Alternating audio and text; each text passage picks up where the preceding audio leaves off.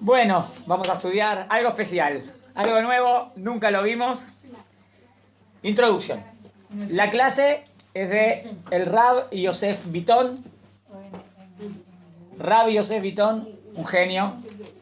Dejen de hablar, por favor, ahí. ¿Está bien? Y es una de las clases que dio, está en TED, está en inglés la clase. Acá vamos a intentar hacer una traducción de la conferencia de él. El Rabbi Yosef Bitton hizo un libro que habla de los 3 primeros versículos de la Torá. Apasionante, un libro que está saliendo ahora, todavía no llegó acá en español, pero ya salió en español, espectacular, de ciencia y Torá. O sea, el tema de mostrar la Torá, lo que dice la Torá, lo que dice la ciencia, y la línea es que van de la mano. No que una en contra de la otra, sino que la Torá es la palabra de Hashem, la ciencia también es la palabra de Hashem, porque la ciencia es la creación del mundo. Y en verdad van juntas. A veces vemos contradicciones, aparentemente, y ahí está la grandeza del sabio de estudiar bien la Torá, de saber también si lo que dice la ciencia es absoluto o no, es relativo. A ver, la ciencia no tiene la palabra, sabemos que la Torá es la verdad. ¿Y cómo van unidas? Bueno, la conferencia está en TED, es una conferencia de TED que él hizo en Sudáfrica. En Sudáfrica, si uno se mete en YouTube, Rabbi Yosef Bitton, y creo que habla de la Torá y los dinosaurios. El tema tiene que ver con los dinosaurios. Ahora van a ver. Voy a tratar de seguir el texto, ¿está bien? Voy a ir leyendo y voy a ir explicando. Bueno, eso. ¿Cómo se llama? Dice. Ahora empiezo. Okay. ¿Está bien? Okay, sí. Bueno. El tema no va a ser, fíjate atención a lo que dice el Rab, el tema no va a ser qué fue lo que causó la extinción de los dinosaurios de la Tierra. Ese no es, o sea, no vamos a analizar cómo se extinguieron los dinosaurios. La pregunta que quiero tratar, dice el Rab, estoy citando, exactamente, es quién o por qué, 2 posibilidades, los dinosaurios fueron eliminados de la Biblia. Ese va a ser nuestro tema. Nuestro tema no cómo fueron eliminados los dinosaurios de la Tierra, sino quién, como que hay un quién o un por qué eliminaron a los dinosaurios de la Torá. Está interesante, porque ¿qué vamos? Si nunca la Torá, ¿qué dinosaurio metieron? Vamos a ver, ¿está bien? ¿Entendieron?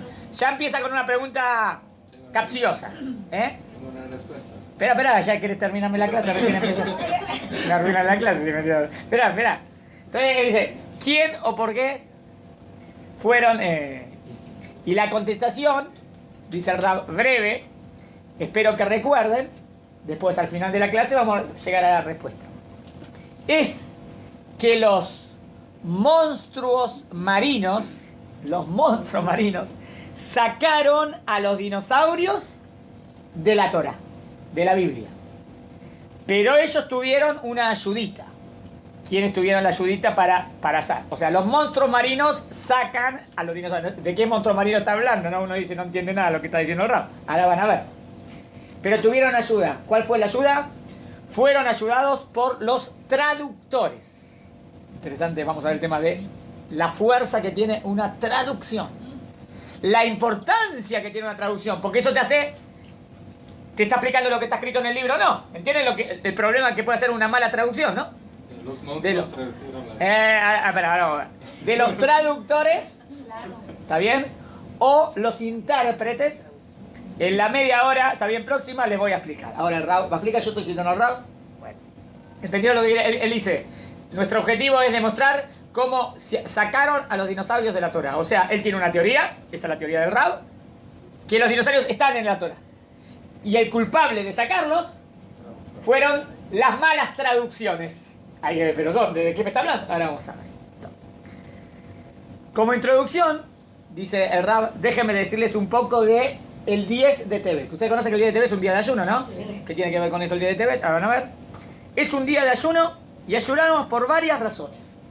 Una de las razones que ayunamos el 10 de Tebet es que Jerusalén fue sitiado ese día. ¿Está bien? Pero algo más sucedió, no el 10 de Tebet, el 8 de Tebet. O sea, es parecido a ese día de duelo, ¿no? O ese día de ayuno. El día 8 de Tebet el tercer siglo antes de la era común, ¿está bien? O sea, no 5 siglos antes, 3 siglos antes de la era común, se tradujo por primera vez la Torá, lo que se llama la Septuaginta. ¿Escucharon el concepto de la Septuaginta? Sí. La primera vez que la Torá fue traducida del hebreo, ¿está bien? Si conocen la Septuaginta, fue la primera vez que la Torá fue traducida y fue traducida al griego, por orden del rey Ptolomeo. El rey Ptolomeo, él quería saber lo que los judíos decimos. Y obvio que nuestro libro máximo, ¿cuál era? La Torá. Entonces quería que la Torá esté traducido al griego, ¿está bien? O para que sea, o por cultura general para que todo el mundo no sé. Pero acá viene el problema, y fíjense, fue un 8 de Tebet. El Rab lo está relacionando como que no fue algo bueno para el judaísmo que la Torá fuera traducida. Él quería demostrar, ¿qué quería demostrar el rey Ptolomeo? Que los judíos no tienen una tradición confiable. ¿Cómo lo quería? Él dijo, quiero que traduzca la Torá, pero no una traducción. Puso a 70 sabios a traducir la Torá, 70 o 72 judíos, en diferentes salones para traducir la Torá. O sea, ¿cuál era la teoría de él? Que si pongo 70 personas diferentes a traducir la Torá, ¿van a traducir todos iguales? No. ¿Y con eso qué te va a demostrar él? Que no tenemos una tradición perfecta de Torá. Porque fíjate que te tradució así y te tradujo. ¿Ves que ustedes tienen... ¿Entendieron lo que quería demostrar él? Le salió mal, porque hubo un gran milagro y ahora vamos a ver. Todos lo podrían traducir en diferentes maneras. Pero de milagro, todos la traducieron de la misma manera. O sea, las 70 traducciones al griego del hebreo salieron exactas igual. ¿Cómo? Obvio que desacreditó a Ptolomeo, que él quería decir que ustedes no tienen tradición. Es tan perfecta la tradición oral, o sea, es tan perfecta la Torá escrita con la Torá oral, que todos cuando tuvieron que explicar, por ejemplo, había que traducir una palabra que era complicada en hebreo. Y todos la tradujeron al griego de la misma manera. No cada uno dijo otra cosa, ¿entiendes? Entonces, es que los jajamim tienen claro que esa palabra significa eso. ¿Me siguieron hasta acá? Es importantísimo en la semántica del idioma esto. Sorprendentemente, los rabinos declararon que la traducción de la Torá debe considerarse como una tragedia. Para, si todo salió bien y salió todo perfecto, ¿por qué los jajamim dijeron que es una tragedia? Una tragedia. ¿Por qué? Porque no se puede traducir un texto. ¿Cuál es el problema de traducir y el texto máximo, que es la Torá? Porque al final resulta una traición al texto, porque ellos se dieron cuenta de que con el tiempo las traducciones se diferenciarán completamente de nuestros principios. ¿Está bien? O sea, miren, ¿cuál es el riesgo de una traducción? Al principio traduciste y está todo perfecto. Pero ¿qué pasa después con el tiempo? Por ejemplo, fue traducido al griego, entonces después de ahí se traduce al latín. Y de ahí se traduce al español. Y con tantas y después llega a una persona la Torá, el Antiguo Testamento, pero ya completamente tergiversado, porque de traducción, o sea, la persona que lee eso, esto es lo que dijo Dios, y él no tiene idea que eso no es lo que dijo Dios. ¿Entiende el problema de la traducción? ¿Por qué? Porque para que sea una traducción perfecta, ¿cuál es el problema? Una palabra en hebreo, digamos, significa 5 cosas. ¿Está bien? Es una palabra polivalente. Es una palabra en hebreo que tiene varias acepciones. Ahora, si vos la tenés que traducir, ¿a cuál la traducís? A una de las palabras. Es que tengo que ver el sentido de la oración. Exactamente. Digamos que encuentro el sentido y a mí me parece que ahí la palabra significa esto y yo la traduzco. ¿Está bien? Ahora, en hebreo esa palabra tenía 5 significados. Esa palabra que yo utilicé en español para traducirla no tiene esos 5 significados. Que por lo menos, que a lo mejor en el versículo estaba escrito de esta manera para que vos entiendas varias posibilidades. Pero yo al traducirla ya la limité. ¿Entendieron? Entonces ya no va a ser perfecto. Por ejemplo, ¿no? Y además para otro traductor, para mí... El otro traductor va a traducir de esa palabra con la semántica de esa palabra en el griego. ¿Entienden? Y tenés palabras muy profundas en la Torá que tenés que traducir exacto. Y tenés palabras en clave en la Torá que vienen a decir secretos y por eso está escrito así. Pero vos cuando lo traduciste, ya traduciste a una. Ya te perdiste toda la otra. ¿Entienden? Eso es el campo semántico de una palabra. Una palabra tiene un campo semántico. Pero si yo la traduje acá, bueno, agarré solamente una partecita. ¿Entienden? Yo tengo esta palabra que significa esto. ¿Está bien? Entonces, la traduzco al español y yo agarré solamente esta parte. Entonces, en español agarré esta parte, pero esta palabra en hebreo significaba todo esto. ¿Entendieron el problema? Sí. Entonces, ya está, te limitó completamente. Y más con el tiempo, con la... Bueno, y más cuando se traduce de traducción. Bueno, y miren lo que dice el Rab, acá dice algo muy importante. Con el tiempo, las traducciones se van a diferenciar completamente de nuestros principios, y el Nuevo Testamento, y acá viene el gran problema acá. ¿Por qué?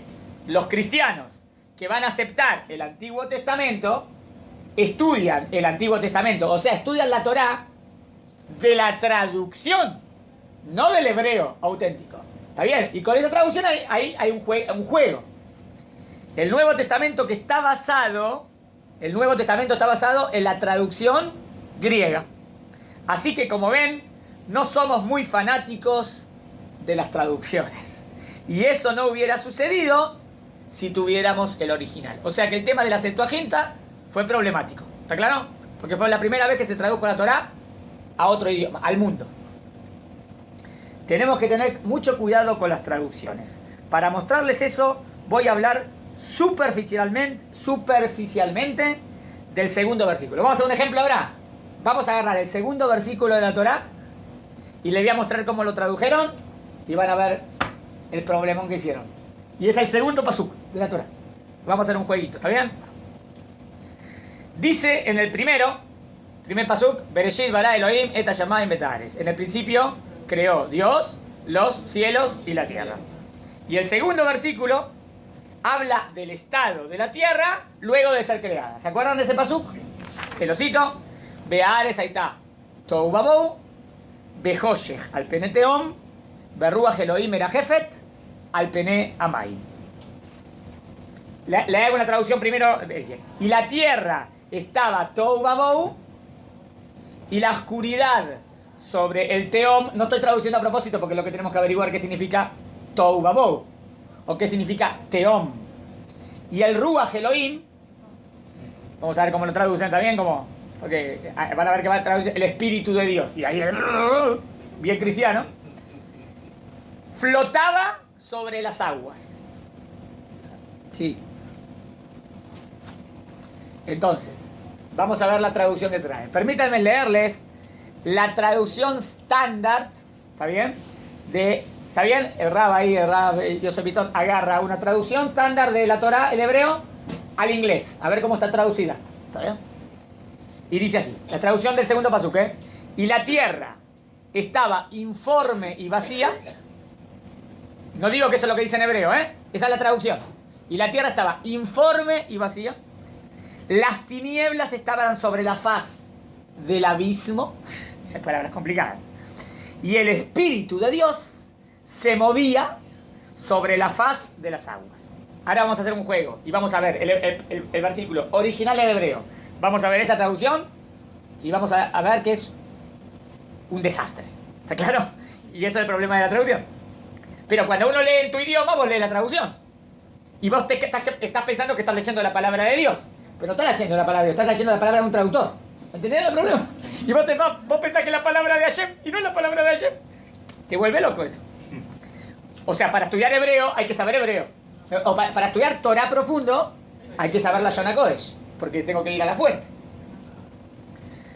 Dice el Rab, es el libro que salió ahora, que dice: cuando yo escribí mi libro sobre los 3 primeros versículos de la Torá, tengo que confesar que fue un trabajo fascinante de traducir este versículo o retraducirlo, porque yo vi en ellos algo que me conmovió mucho. A ver qué es lo que lo conmovió.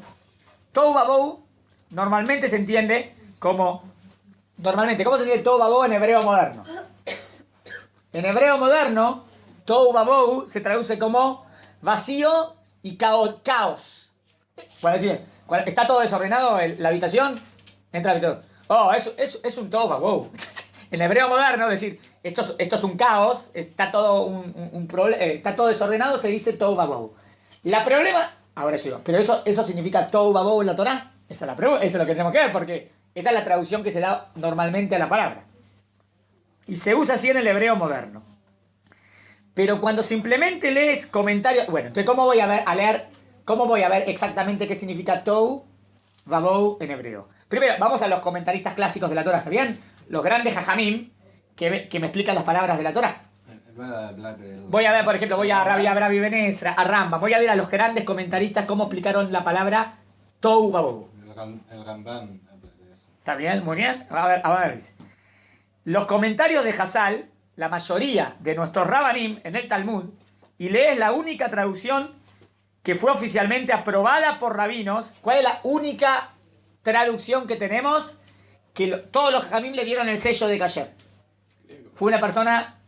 No, el que tradujo era un ger, uno convertido. Onkelos Aguer tradujo la Torá al arameo. ¿Está bien? Pero cuando fue con la traducción, le fue a preguntar a los dos rabanim más grandes que habían, Rabbi Eliezer y Rabbi Yoshua, que le den el ok. O sea, ahí tendríamos una traducción que fue corroborada por los jajamim más grandes de Am Israel. ¿Está bien? Y Targum Onkelos, en el segundo siglo de esta era, bajo la supervisación de Eliezer Agadol, un rabino muy reconocido, él es el que puso el sello de Kasher a esta nueva propia traducción, en contrario a lo que tradujeron en otras Biblias y algunas cosas. No se tradujeron bien para no ofenderla.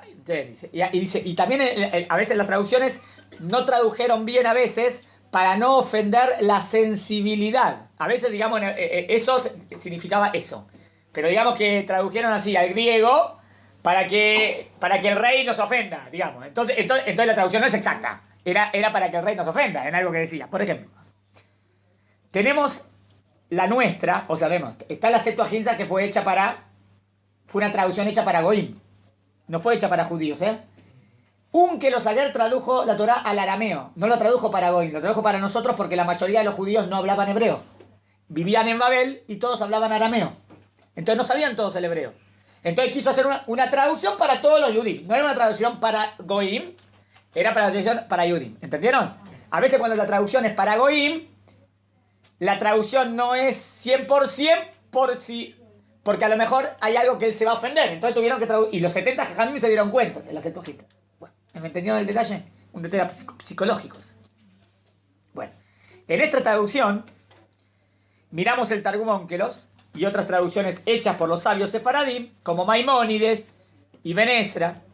Todos dicen, entonces lo primero, Tohu Vabou, hoy ¿cómo traducirían? Caos. No significa caos, Tohu Vabou. ¿Qué significa Tohu Vabou? Tohu Vabou no significa caos, significa sin habitar. Tohu y Vabou es como un lugar desértico, o un lugar que todavía no hay nadie que lo habite. Es el pshat de la palabra, ¿eh? Eso es lo que significa en hebreo, Tohu Vabou. Que no hay vida en ese lugar. Onkelos, la traducción al arameo.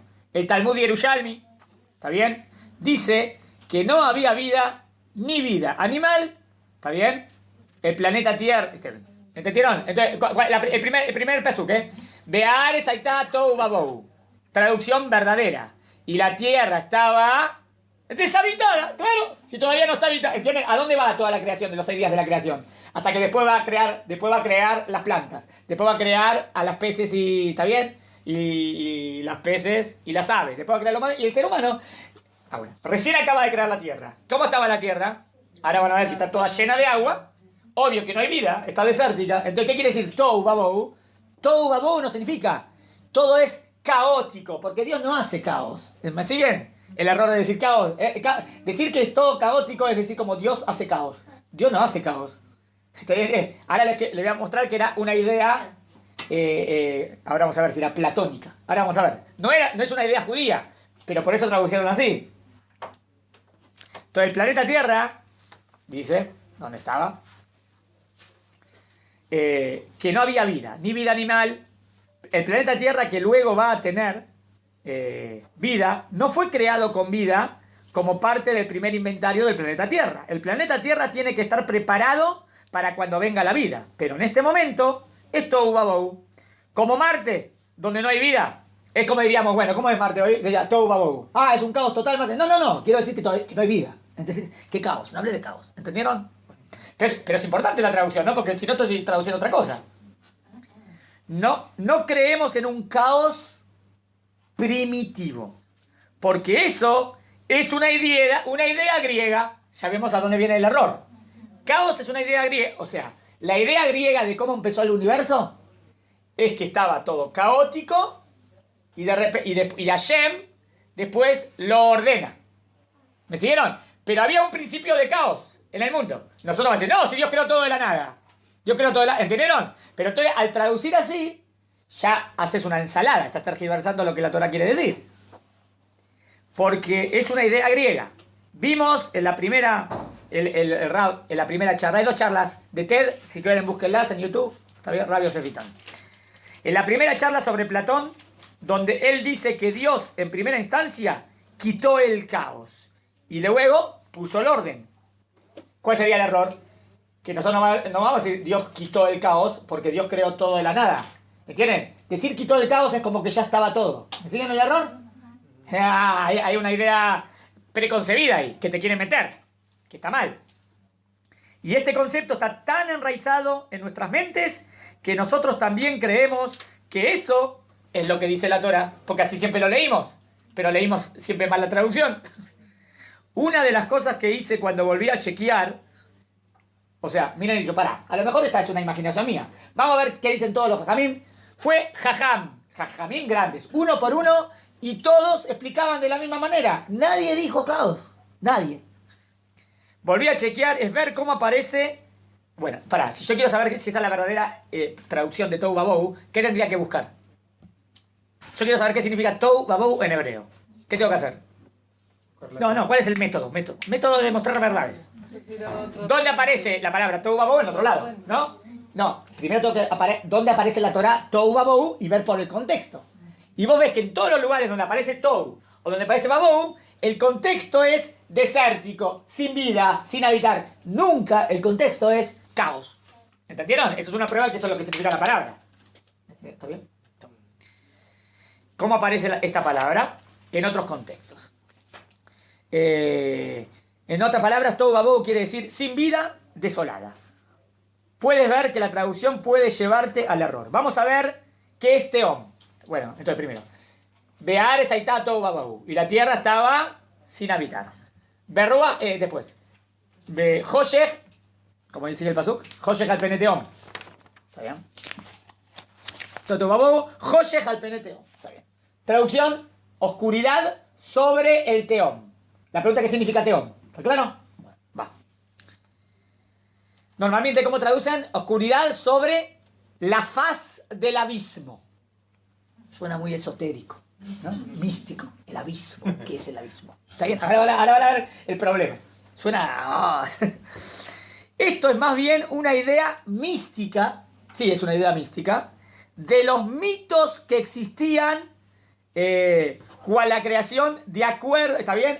Había mitos de cómo era. Mitos, ¿no? Algo real. De cómo era la creación. Y ahí había una idea mística del abismo. Rashi, ¿está bien? A Rashi y a varios comentaristas... Vamos a la aplicación clásica, Rashi. ¿Qué dice Rashi ahí? Y había Joche sobre el Teom. No traduce, había Joche sobre el Teom. ¿Qué es Teom? Pshat. ¿Qué significa Teom? Sencillamente quiere decir océano. O sea, explico.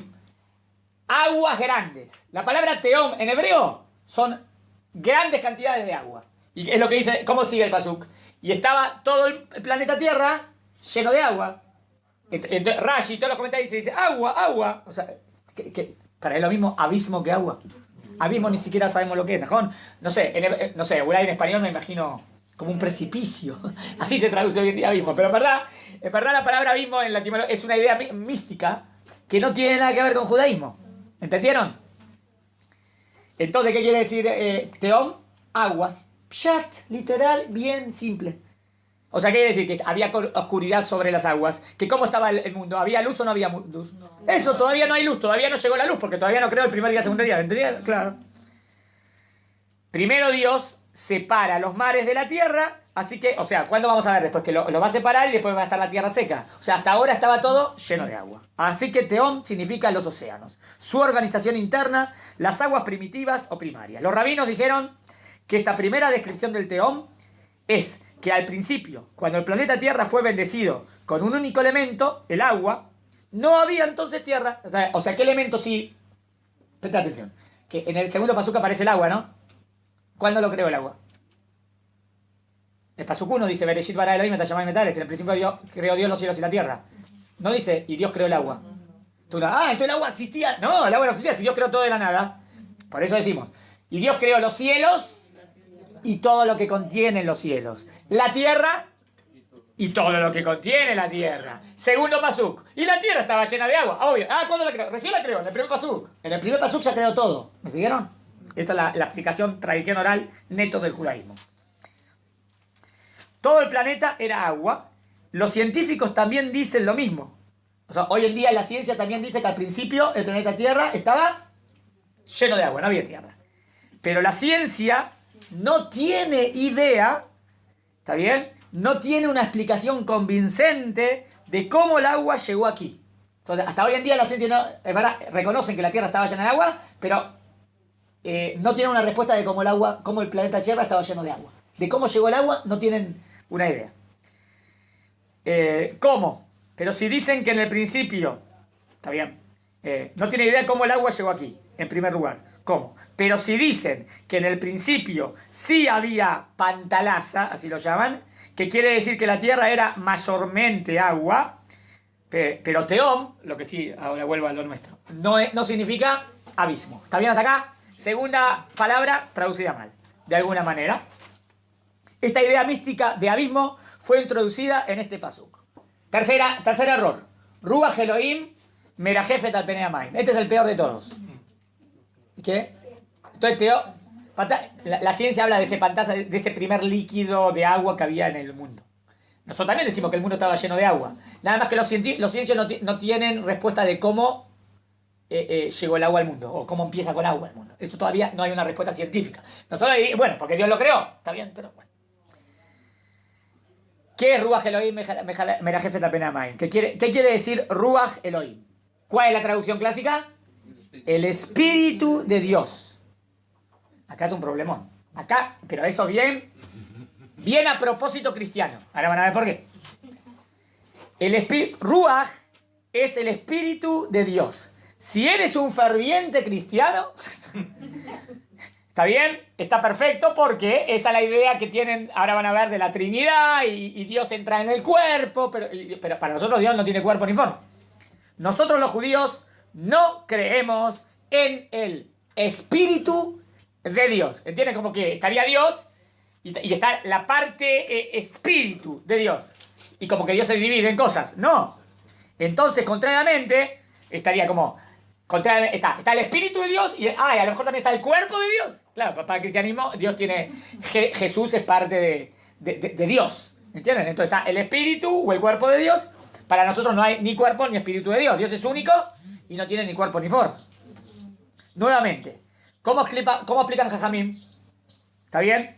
¿Cómo explican los Jajamim ese Ruach? El Ruach Elohim estaba sobre las aguas.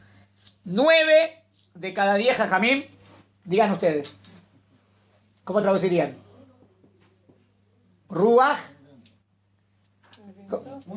Bien, exactamente, mirá, de israelí, lo dijo fácilmente, eso es israelí. Bien. Ruach, viento. Pero ¿por qué dice Ruach Elohim? Los vientos de Dios, como que estaba todo lleno de aire en movimiento, está bien, flotaban sobre las aguas, o sea, había un mundo completamente oscuro, lleno de agua, y como vientos tornados o algo así, movimientos de vientos fuertes. Ruach significa viento, no Espíritu de Dios, porque el Espíritu de Dios no está en un lugar. ¿Entendieron? Y la mayoría de los jajamim me explican así. No es como un viento comparable al viento que dio vida a Adán. No, porque ahí sería, no, ahí ya es algo, ahí ya es algo espiritual. Es el aliento. Ese aliento, ese Ruach Elohim ya es algo más de la vida, de la espiritual. Acá no, acá Pshat, la palabra Ruach en hebreo es viento. Te sigo. Viento. Unkelos, Maimónides y Benesra dicen que es viento, guiado por Dios. Y así explicaron todos los rabinos que siguen la gramática de la palabra. ¿Entienden? La base para hacer un buen la base para traducir bien es que entiendas gramática, ¿no? Porque yo tengo que entender exactamente lo que significa la palabra. Si no, voy a decir lo que quiero. O sea, que en el segundo pasuk hemos encontrado una idea platónica de caos que no es judía. Una idea mística de abismo que no es judía. Y el Espíritu de Dios, que para los cristianos es un principio muy importante. Esperen, ¿entienden la intencionalidad de traducir así para un cristiano? ¿Que querría decir que el cristianismo es la verdad? Claro, le conviene esta traducción. ¿Entienden? Yo estoy diciendo que acá hay algo a propósito. ¿Entienden? Porque eso no es también que viene todo tergiversado, pero aprovecho la tergiversación y la dejo así. Por ejemplo, si la palabra en hebreo va a decir doncella, ¿está bien? Ellos no van a traducir, ellos van a poner virgen. A propósito, porque van a querer decir es la virgen, ¿entienden? Pero no es lo que significa en hebreo. Es como jugar con el texto para demostrar que vos tenés razón. Bueno. Porque ellos creen en el Padre, el Hijo y el Espíritu Santo. Eso es lo que ellos dicen. El Espíritu Santo impregnado como el Espíritu de Dios en las aguas.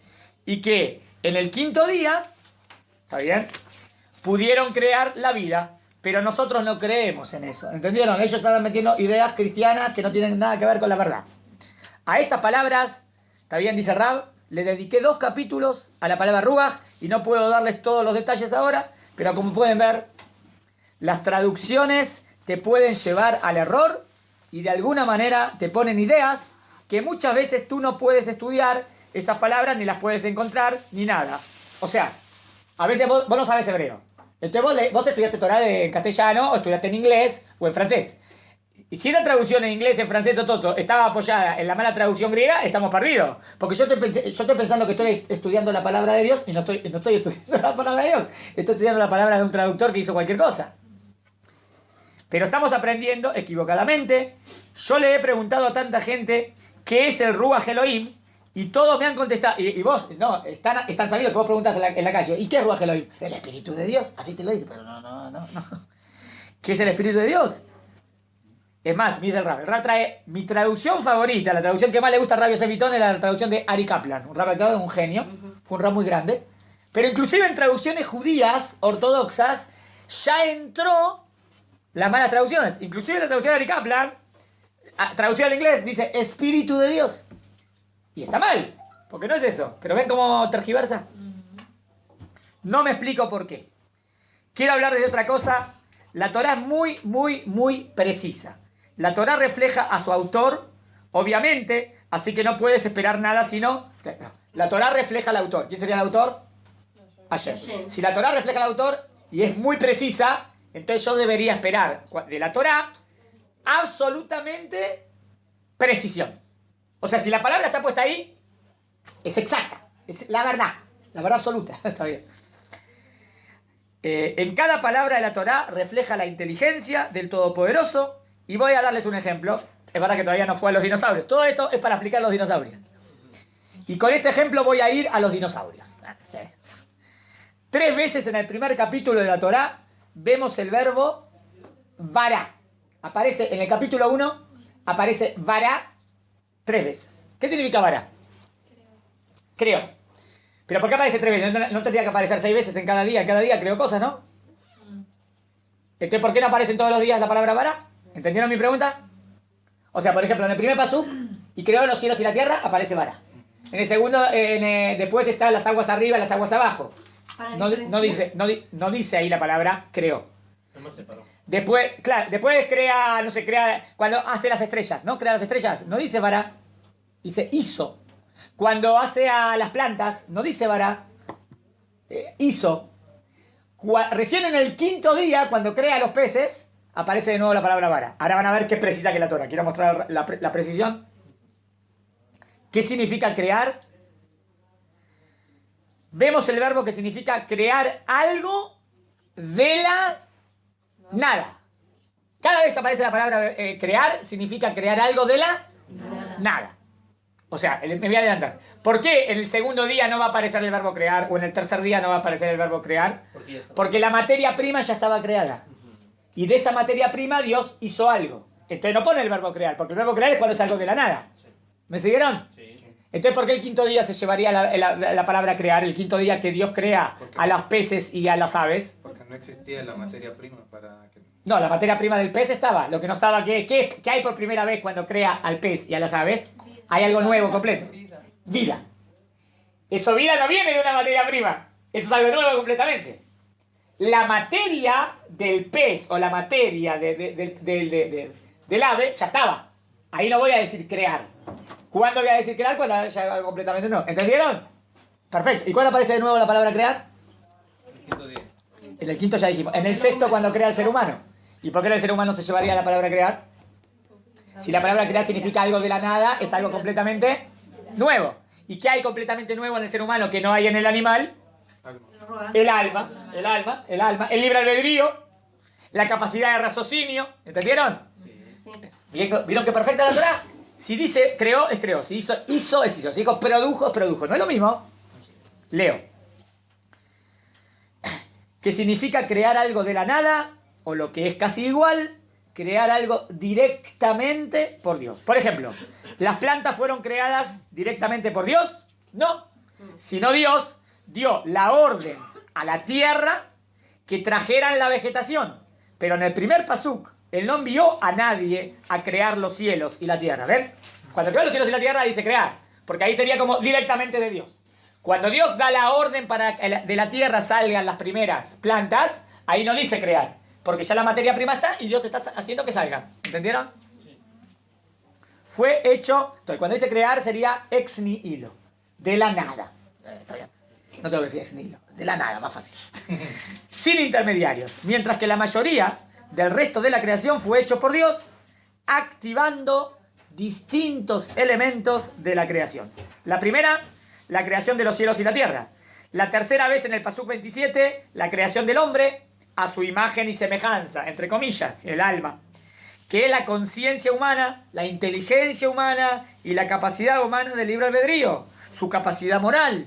Y este pasuk habla de la creación de la Neshama, o lo que llamamos alma. Con respecto al cuerpo del hombre, esperen, cuando Dios hace el cuerpo del hombre, ¿tendría que decir vará? Cuando hace el cuerpo del hombre, ¿debería utilizar la palabra vará? No, porque la materia prima del cuerpo ya estaba, del polvo de la tierra. Entonces ahí no dice vará. ¿Entendieron que es perfecto la Torah? Las palabras son geniales. Tenemos en el capítulo 2 al cuerpo. Ahí dice que lo creó de la tierra. El alma fue creada directamente por Dios. Cuando dice, por ejemplo, Naase Adam, esa famosa pregunta, ¿no? Naase Adam, hagamos al hombre. Enseguida la pregunta surge, ¿por qué dice hagamos? Que tenía que haber dicho haré. ¡Hagamos! Hay varios dioses. Pero enseguida, ¿no? Todos saltan y hay que contestar. Dice hagamos. Hay muchas respuestas posibles. Acá el Rab da una. Interesante. Hay muchas explicaciones. Yo conozco 4 por lo menos. Les doy una. Hashem le está hablando a la tierra. O sea, como, ¿por qué dijo hagamos? Porque lo va a hacer con algo que ya él hizo. Entonces dice, bueno, es simbólico. Obvio que el que está haciendo todo es Dios. Pero como dice a la tierra, bueno, hagamos al hombre. Bueno, yo le pongo la parte, está bien lo que es de la nada, y le ponemos la parte. Entonces por eso hagamos. Hay otra que dice a los ángeles, hay otra que dice que es un plural majestuoso. A veces cuando habla el rey, también en el español antiguo. En el español antiguo Sí. Se utilizaba para el plural. Por ejemplo, nosotros el rey. Este le excedió el... Nosotros, ¿por qué decir nosotros? Yo el rey. ¿Cómo decir nosotros el rey? Es un plural majestuoso. Es el majestic. Y en el hebreo también se utiliza. Sí. Majestic. Majestic, exactamente. Bueno, dejen. Está compuesto de la tierra, hecho de átomos, y su alma directamente por Dios. Hay una tercera vez, y en este pasuk vamos a concentrarnos. Ahora vamos al tercero, que es el que viene a hablar de nuestro tema. Pasuk 21. Es la creación por primera vez de organismos vivos. Por ahora no lo traducimos para que vean cómo dice en hebreo. ¿Está bien? Vaibra Hashem, y creó Hashem, etataninim agedolim. Quinto día. Y Dios creó a los taninim gedolim. Hay que ver qué significa taninim gedolim, ahora vamos a ver. Y todos esos animales que se arrastran, que se generaron por el mandato de Hashem. Dios creó a los organismos vivos. Taninim, Gedolim, Taninim grandes. Y de ahí vamos a los reptiles y a los... ¿Y qué más creó ese quinto día? Los Ofot. ¿Qué sería Ofot? Cualquier criatura que vuela. Las moscas estarían en el quinto día, entonces sí, porque todo lo que vuela fue creado el quinto día. Todo lo que vuela. Cualquier criatura que vuela. También puede ser insectos. Aquí podemos visualizar desde los animales más grandes hasta los más pequeños. ¿Entendieron lo que creó el quinto día? En el sexto día son los mamíferos y el ser humano. ¿Me siguieron? ¿Qué tienen en común? ¿Por qué habrá creado el quinto día las aves con los peces? ¿Por qué eso lo puso en uno? ¿Qué tienen en común? Probablemente que fueron creados de huevos. Porque vienen por huevos. Le buscó algo en común. ¿Por qué el verbo vará? Porque es la primera vez que se crea la vida. Resumimos. Primero, la creación de la materia, los cielos y la tierra. Segundo, la creación de la vida. Pasuk 21. Aves y peces. Tercero, la creación del ser humano, del alma. Coincidentemente, estas son las tres áreas, miren qué interesante, ¿eh?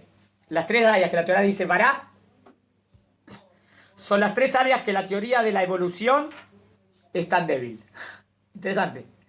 Lo que la Torá dice que Dios lo creó de la nada, en esos tres puntos de creación de vida, o de creación del todo de la nada, la teoría de la evolución no tiene respuestas. Es el punto más débil de la teoría de la evolución. ¿Me explico? O sea, la teoría de la evolución de Darwin es cómo van evolucionando las especies.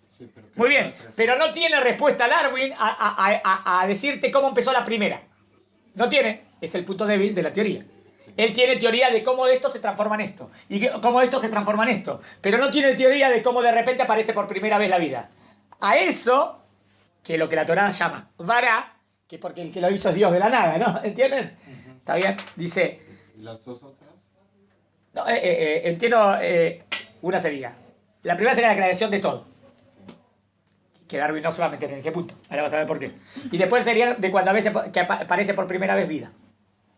¿Está bien? Y habría que ver la del hombre, porque el hombre sería la que viene a agregar lo más racional, o el alma. Bueno, ahí va a tirar la teoría del mono. Vamos. La ciencia no tiene una explicación satisfactoria para el primer vará. ¿Cómo algo salió de la nada?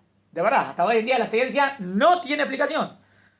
O sea, ni por coincidencia o por error. ¿Está bien? O sea, ahora lo va a explicar. Segundo, la ciencia moderna no puede explicar de ninguna manera cómo surge la vida, aun si pones billones y billones de años. ¿Está bien? O sea que llega, no, que lo dijo Stephen Hawking. Con millones y millones y millones de años, y en algún momento te sale el mundo. Entonces, el Rabbi Todd dice, ¿hiciste la cuenta? Aunque tengas los millones y los millones y los millones de años, la probabilidad que te salga una célula es ínfima de ínfima de ínfima. Y no te sale. ¿Entiendes? Es lo que quiere decir. Inclusive con millones de años, ¿qué necesitas? El marcador. No puede ser que surja por coincidencia. No pueden tener los elementos que se requieren para hacer vida. O sea, ellos no tienen respuesta de cómo aparece por primera vez la vida. Uno de los misterios más grandes es cómo surgió la vida en la Tierra. Están tan desesperados para darle una explicación. ¿Entendieron? En la ciencia, estoy hablando secularista, secular, no religiosa, que no quieren creer en Dios, tienen que explicar cómo apareció el mundo. ¿Cuál es la teoría para explicar cómo apareció el mundo? Ahora, tienen toda una teoría de explicación, el Big Bang, y de a poco, y se fascinó el mundo. Bueno, ¿cuál es la explicación para explicar cómo vino la vida? Ahí, no tienen respuesta. De verdad, no tienen respuesta.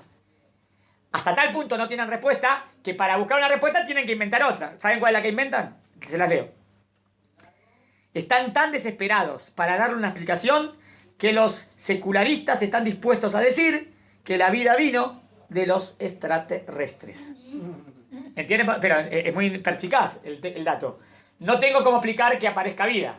Entonces la única manera de explicarlo es que hable que haya otra vida y ahí viene la vida. ¿Entendieron? Pero bueno, ¿y cómo fueron creados los extraterrestres? Explícame esa. No tiene respuesta la ciencia. ¿Entendés? Andá hasta el final. Nada más alargaron la pregunta. No, claro. La agarraste. Alargaron la pregunta, pero no la contestaron. Inclusive con el tema de los extraterrestres, alargaste la pregunta. Porque tendrías que haber dicho, bueno, ¿y ese principio de vida extraterrestre de dónde viene? Pues Necesariamente tenés que llegar a Dios que la creó, ¿entienden? De otro extraterrestre. Como no quieren reconocer, entonces ahí buscan una excusa. ¿Me siguieron? Es muy filosófico lo que dijo Raúl. Perfecto.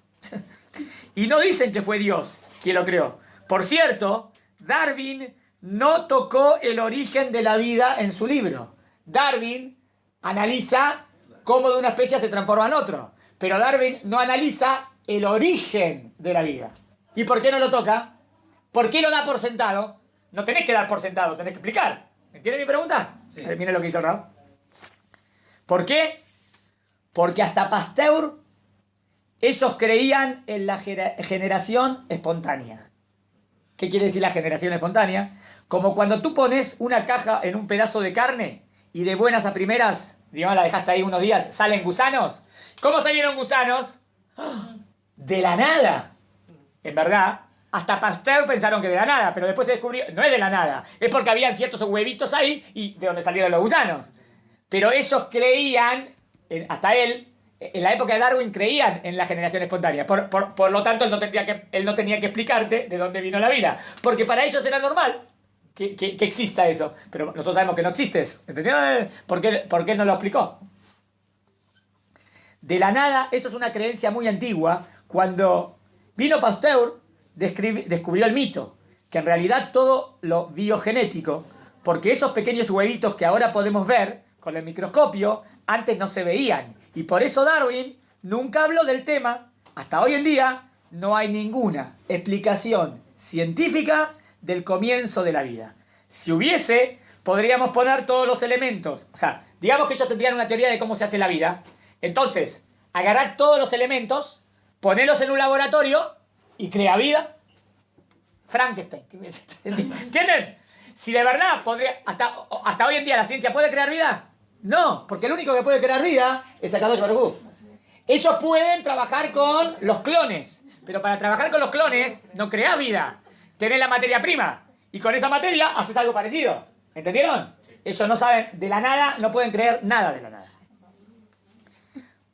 Podrías poner todos los elementos que constituyen la vida en un laboratorio y con tu inteligencia unes los elementos solamente y generas una pequeña célula. Y no pueden, no solamente eso, si le das a un científico una célula, no solamente no pueden crear una célula, inclusive si le doy la célula abierta, ¿está bien? Y le dices, únela, hazla, recrea la vida de la célula. Ahí están todos los elementos. No lo pueden hacer. Solo Dios, ¿está bien? Dale a un científico un mosquito muerto, que se murió de causas naturales, ¿está bien? O por viejo. Hazlo vivir, ¿está bien? Todos los elementos los tienes. O sea, él tiene el mosquito, solamente que está muerto. Lo que tendría que tener la esencia de la vida. Hacelo vivir, ¿no? No, y es imposible. El único que puede hacer eso es Akadosh Baruj Hu. Es buenísimo esto, ¿eh? La ciencia no tiene respuesta, de verdad no tiene, no estoy jugando. No lo pueden hacer. La ciencia no tiene idea cómo la vida aparece en nuestro planeta por primera vez. Y nosotros tenemos que decirle esto a nuestros hijos. No quiero que un profesor muy carismático quiera darle sus propias creencias a mi hijo, porque va a venir a la universidad y mi hijo va a B, y después viene a B, que no, ¿está bien? Por eso yo quiero decirle de verdad, sabelo, que la ciencia no tiene todas las respuestas. Obvio que la ciencia es algo grandioso, ¿eh? No digo que no. La ciencia es un elemento. Bueno, vamos al quid de la cuestión. De la misma manera, la teoría de la evolución no tiene idea de cómo la ciencia, cómo la conciencia surgió por primera vez. No hay explicación, por ejemplo, inclusive si me va a decir que, o sea, cómo por primera vez existe un ser humano pensante, él no tiene explicación. Te va a decir que del mono va y después se pasa al ser humano, pero no tiene una explicación de cómo existe el pensamiento, el raciocinio. Entonces, en los 3 puntos no tienen explicación. Justo los 3 puntos que la Torá dice creó, en estos 3 puntos la ciencia no tiene respuesta. ¿Qué significa crear? De la nada. Porque el único que tiene ese poder, ¿quién es? Hashem. Buenísimo. Volvamos al Pasuk 21 y aquí vamos y les hago, ¿está bien? ¿Qué son? Dice en el Pasuk 21, y Dios creó los Taninim Gedolim. ¿Qué son los Taninim Gedolim? Va, esperen. Les voy a leer la traducción popular de la Biblia de Amazonas hebrea. Traducción popular. Traducción de cómo dice el pasuk y Dios creó. ¿Saben cómo dice la traducción clásica? Y Dios creó los monstruos marinos. Los monstruos marinos. Monstruos marinos, dice Rab, suena a una traducción de Harry Potter. ¿Qué tiene que que los monstruos marinos? ¿Dónde salían los monstruos? ¿Saben cómo se dice monstruos? ¿Saben cómo se dice monstruos en hebreo bíblico? Adivinen. Monstruo. No me den ninguna respuesta porque no existe ni... Exacto. No existe una palabra en hebreo para decir monstruos. No hay. En hebreo no existe monstruos. Si hace monster es traducido al inglés, está bien. No hay una palabra en el hebreo bíblico, no existe. No existe porque, o sea, obvio que Taninim Gedolim no significa monstruos marinos. Porque ninguna palabra en hebreo significa monstruos. ¿Por qué no? Porque no existe. ¿Cómo Hashem va a crear monstruos? ¿Eh? ¿Cómo Hashem va a crear Ya sé, pero es la clásica traducción de la Biblia. La clásica traducción de la Biblia dice esa tontera. El Leviatán. Ahora van a ver a dónde está el rey. El Leviatán no es monstruo. No sé, hay que ver. Normalmente es una ballena. La clásica traducción de Leviatán es un pez muy grande. Una ballena. No. Vos tenés- Una malformación. No hay una palabra en hebreo para monstruo. ¿Vos decís que la palabra Leviatán significa monstruo? Hay que ver lo que significa Leviatán. En inglés es. Monstruo requiere una malformación. Está bien. Para ser Esperá, catalogado pará. monstruo requiere una malformación. Yo solamente dije así. Que normalmente está traducido monstruos marinos y está bien. Y yo digo que en hebreo la palabra monstruo no existe. Y vos me estás... Ahora te voy a demostrar la tergiversación, ¿no? El Rab va a explicar de dónde puede haber venido la teoría. ¿Está bien? Ahí va. No me den ninguna respuesta porque no existe. No existe en hebreo monstruo. Entonces, ¿de dónde salieron? Taninim Gedolim. En hebreo dice Taninim Gedolim. Tanin aparece de nuevo en la Torá. Obvio, la palabra Tanin aparece muchas veces. En Teilim dice que vas a estar parado entre Taninim. Ahí Taninim normalmente es reptiles. Taninim, reptiles. Y animales terrestres que se arrastran. Pero vas a estar seguro. Taninim, reptiles. Y el Shemot, Moshe tira su vara, ¿se acuerdan? Y se convierte en un tanín. ¿Se acuerdan? Y ahí cómo se traduce normalmente. ¿Qué era el tanín que se traduce? Serpiente. O sea que la palabra tanín, también en hebreo, ¿está bien? Se convirtió en serpiente. No sé, esperen, acuérdense, Taninim Gedolim. ¿Cómo tradujeron Taninim Gedolim? Monstruos marinos. Entonces cuando Moshe Rabbeinu tiró la vara y se convirtió en un tanín, se convirtió en un monstruo. ¿Qué monstruo? Nadie. O cuando habla de Paró, que se compara con un tanín, Paró es un... No, ahí habla de un cocodrilo. Ahora, cocodrilo, serpiente, víbora. Esa es la traducción simple de la palabra tanín. No monstruo. Y en Devarim también. Y la traducción como serpiente o culebras. Y también en Ezequiel, en Yehezkel, Paró a tanín agadol. Ahí normalmente se explica cocodrilo. ¿Está bien? Porque era un elemento clásico del Nilo. En el Nilo había muchos cocodrilos. Por eso el Paró, como que se representa por el cocodrilo. Que gobierna el Nilo. Si hablamos de serpientes, culebras, cocodrilos, ¿cuál sería la traducción correcta de Taninim? Ahí vamos. Si reptiles, ¿está bien? ¿Cuál sería la traducción de nuevo? Algo que una todo esto, ¿eh? Serpiente... víbora, cocodrilo, o sea, la palabra tanín, ahí va, en verdad significa reptiles. ¿Me siguen hasta acá? Sí. Sigo. Todas las especies de reptiles, no monstruos, donde aparece tanín en el Tanaj. ¿Dónde aparece tanín en el Tanaj? No están en el mar necesariamente. Esperen, también como dijo él, monstruos marinos, como que tiene que ver con un tanín Gedolim. Él relaciona que es un monstruo y que está en el mar. Nada, ni monstruo ni mar. Las dos cerradas. Tanines reptiles, puede ser terrestre, puede ser en el agua. ¿Está bien? Está bien. La mayoría en la Torá y en el Tanaj, Tanim, la mayoría de Taninim normalmente no es de agua, sino son reptiles terrestres. ¿Por qué decir grandes monstruos marinos? ¿Saben por qué? Ahí va la teoría del Rab. Necesito más de una hora para esto, pero tiene que ver con algo que se llama, y acá se mete en otro mundo, la crítica bíblica. ¿Sabe lo que es? Esto hay que explicar, ¿eh? La crítica bíblica, que lo enseñan en el 99% de las universidades, cuando enseñan Torá con crítica bíblica. Crítica bíblica es un grupo que aparece hace 150 años más o menos para desacreditar a la Torá. Que viene a hacer preguntas. Las preguntas son buenísimas, las respuestas malísimas. ¿Está bien? Las preguntas son buenas. ¿Por qué dice esta palabra? ¿Por qué dice esta palabra? La intención verdadera es desacreditar que la Torá es divina. Y decir que en verdad la Torá fue sacada de otros libros, sumerios o cualquier cosa. Y que después se acumuló y se hizo un libro. Obvio que es una tontera, ¿no? Es tontera total. Bueno.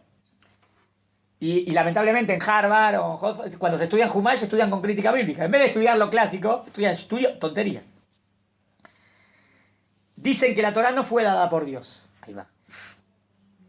O Moshe, sino que estas historias fueron tomadas de civilizaciones antiguas. Y que la Torá fue escrita en el siglo VI antes de la era común. Por supuesto, ¿está bien? Está bien. O sea, nada que ver. Nosotros vamos a decir que fue escrito en el Ar Sinai hace 3.300 años. No, en verdad es nuevo. Y ellos dicen que fue escrita por los judíos cuando volvieron de Babilonia. Están desacreditando que la Torá no es verdad, ¿entendieron? Están diciendo que la Torá es un libro inventado por personas. Y dicen que la historia de la creación, que está escrita en la Torá, fue tomada de los sumerios. Nada que ver. El mito de la creación, algo llamado el Uma Elish, tonterías. Hay un cuento sobre eso que habla de dioses y dragones, cualquiera. ¿Está bien? Y que sus hijos se rebelaron y crearon otros dioses. Tonteras. Y toman a un dragón, Dios, luego huye y se escapa, y allí crean los cielos y la tierra. Estudio. O sea, ¿entiendes lo que está diciendo? Una tontera más grande que grande. Dicen que la Torá sacó lo que es la palabra de Dios de otras religiones o de otros libros que no tenían ninguna relación, y que después la ordenó, agarró un poquito de esto, y por eso, cualquier cosa. La versión sumeria de la creación del mundo, que la Torá lo sacó de aquí. ¿Por qué habla? Bueno, ahora ¿qué tiene que ver esto con los monstruos marinos? Ahora van a ver. ¿Por qué habla de las aguas? O sea, porque fíjate que también en esa versión de los sumerios de la creación, habla también de las aguas y de la tierra. Ay, porque dice esas dos palabras, vas a decir que la Torá salió de ahí. Es una tontería, ¿no? Son teorías tontas que no tienen nada que ver. Miles de tonterías, dragones, peleas, dioses. ¿Qué tiene que ver la Torá con esto? Nada. Y adivinen de qué habla la teoría esa de los sumerios. De cómo aparece el mundo. Ahí, en ese libro, habla de los monstruos marinos. Entonces, ¿se les ocurre una teoría de por qué los que tradujeron la Torá, Taninim Gedolim, lo tradujeron monstruos marinos? ¿Por qué era dirigido para ellos? Yo tengo una teoría. Si vos querés decir que la Torá no es divina y que la Torá lo sacó de esos libros, qué mejor que cuando traduzcas la Torá, traduzcas con un elemento que está en ese libro. Y vos digas, ¿ves que la Torá lo sacó de ahí? ¿Me entendieron? El super malvado, de nuevo. Si yo quiero decir que la Torá no es verdad y que la Torá lo saca de otros libros, ¿está bien? Muy bien. Y la Torá te habla de que Dios creó a los Taninim Gedolim. Ahora, si yo Taninim Gedolim te lo traduzco monstruos marinos, ¿está bien? Que en verdad es un invento, ¿no? ¿Están de acuerdo que es un invento? Porque Taninim Gedolim no significa eso. Pero en ese libro antiguo de los sumerios habla de esos dragones y monstruos marinos. Entonces, si yo ahora en la Torá encuentro la palabra monstruos marinos, ¿qué voy a decir? ¿Ves que la Torá lo sacó de ahí? ¿Entendieron? ¡Qué mentira! O sea que Pero ¿entienden? O sea, estoy diciendo que la traducción fue tergiversada, a mí me parece, a propósito. A propósito. No sin querer acá. Acá no es sin querer. Esto está a propósito. Es gravísimo. ¿No? Porque es ir en contra de Dios. Dice el Rab. Tengo una gran idea. Dijeron, vamos a traducir Taninim Gedolim como monstruos marinos para dar otra evidencia de que la Torá de los judíos viene de Aluma Elish. Si no me creen, no los culpo, pero este es el origen real de estas traducciones y nosotros las tomamos. Si dicen todo babobo como caos, bueno, eres víctima de entender algo de la Torá como algo platónico. No sé si es tan grave, pero monstruos marinos. ¿Qué significa entonces Taninim Gedolim? Ahí va ahora lo revolucionario. Entonces, ¿cuál sería la traducción verdadera de Taninim Gedolim? Taninim, reptiles. Gedolim, grandes. O grandes reptiles. Escuchen, ¿les suena familiar? Richard Owen, en 1841, fue el que acuñó por primera vez la palabra dinosaurio. Y ahora viene lo buenísimo. Nosotros decimos dinosaurio. ¿Alguna vez estudiaron qué significa? No. ¿Qué significa dino ¿Y qué significa saurio? Vamos, ¿está bien? Y la palabra dinosaurio se compone del griego. Dino significa grande. ¿Y saben lo que significa saurios? ¡Reptiles! Entonces, ¿entendieron lo revolucionario? O sea, dinosaurio... Es que nosotros decimos dinosaurios no sabemos lo que significa dinosaurios. Dinosaurio significa reptiles grandes. Es verdad, ¿vieron cómo es? ¿Vieron la forma que se le da a los dinosaurios? Es como un reptil chiquitito, pero gigantesco. Entonces dinosaurios significa reptiles grandes. Entonces los dinosaurios están en la Torá. Claro que están en la Torá, porque Dios dice que creó a los reptiles grandes. Que eso significa dinosaurios. ¿Me siguieron? Sí. Termino. Reptiles. Que estamos diciendo que dinosaurio significa grandes reptiles. Entonces, ¿cómo traduciríamos Tanirim Golim? Grandes reptiles. ¡Wow! Descubrimos, acá termino, los dinosaurios en la Biblia, es verdad, están los dinosaurios en la Torá. Ahora entendemos lo que dice en un principio los monstruos marinos. ¿Se acuerdan cómo empezó la clase? Yo quiero demostrar, dijo, que en verdad no vamos a decir cómo desaparecieron los dinosaurios del mundo, sino que ¿quiénes sacaron a los dinosaurios de la Torá? Los malos traductores, porque los malos traductores tradujeron de mala manera, entonces ya no existen más, porque tradujeron monstruos marinos, que no hay ningún monstruo marino, Dios no creó ningún monstruo marino. Los monstruos marinos sacaron a los dinosaurios de la Biblia con ayuda de los traductores, que tenían una agenda muy importante. Déjenme decirles parte de la agenda. Entendiendo Génesis, Sehum Nahum Sara, en una traducción que es inútil e ingenuo, un ejercicio para reconciliar la historia bíblica con la ciencia moderna. Cualquier cosa que puede coincidir entre ambos no es sino mera coincidencia. Me extraña que no hayan traducido Tanirim Gedolim como grandes reptiles. Con razón, en su libro quiere explicar según esa teoría tonta de Saumeria, y él escribe que sin ninguna vergüenza, monstruos marinos, esa es la historia de los dinosaurios. Hasta lo que yo sé, lejos de negar la historia de los dinosaurios, la Torá, el libro más antiguo que tiene récord de habla, habla de estos animales increíbles. Es verdad, podríamos decir, bueno, pero la Torá no habla muchísimo. ¿Y qué pasó? ¿Y cómo es? No es el tema de la Torá no es el tema de la Torá es hablar del ser humano y cuál es el objetivo de la vida. Pero te insinuó ahí. Y justo fue en el primer día, ¿no? Y en el primer día habló de los primeros de los dinosaurios. Y justo lo primero que Dios crea. Entra perfecto. Porque si nosotros decimos que los dinosaurios fueron los seres vivos primeros, entra perfecto con la Torá. Nada más que no lo vimos porque se perdió la traducción. Déjenme resumir. Vimos en la clase anterior y en esta que es la Torá. La Torá y la ciencia moderna van de la mano. La Torá y el mundo son dos libros escritos por el mismo autor. No puede haber una diferencia o un conflicto entre ellos. El mismo autor es Dios. Si encontramos, es porque estamos leyendo alguna de las dos. O sea, si veo diferencias entre la ciencia y la Torá, que en verdad vienen de los dos, si veo diferencia es porque alguna de las dos la estoy leyendo mal. ¿Está bien? A veces es el de ciencia. ¿Está bien? No vemos suficiente, estamos limitados. Y otras veces también no estamos leyendo correctamente la Torá. Pero una vez que la leemos ordenados como son, y sabiendo que tiene el mismo autor, vamos a ver cómo van de la mano. ¿Está bien hasta aquí? Tienen una clase, me parece, es de Rabbi Yosef Bitton, revolucionaria, mostrándote, pero lo más fabuloso es el final de la clase. Porque la palabra significa eso, ¿está bien? Dino, grandes, saurios, reptiles, reptiles, grandes. Y es lo primero que Dios creó. O sea que en la Torá estaba y no nos habíamos dado cuenta. ¿Está bien hasta acá? Excelente. ¿Qué hora tenemos? 7:30. Bueno. ¿Qué hacemos? ¿Quieren 5 minutos ya? ¿7:30 son? Sí. Hacemos, bueno, sí, vamos a seguir, ¿está bien? ¿Está bien? Hacemos 10 minutos de descanso y 10 minutos más y 8 terminamos. Esta me alargué, perdónenme que me alargué. No está muy bueno. ¿Está bien? Todos tienen un shiur nuevo. Por lo menos la primera vez que lo reciben ustedes. Tuvieron el mérito. Quiero preguntar algo. Gabriel me dijo que tiene llave de la oficina. ¿El qué? Espera, un segundo que... Llave. Espera que corto esto. Un segundo.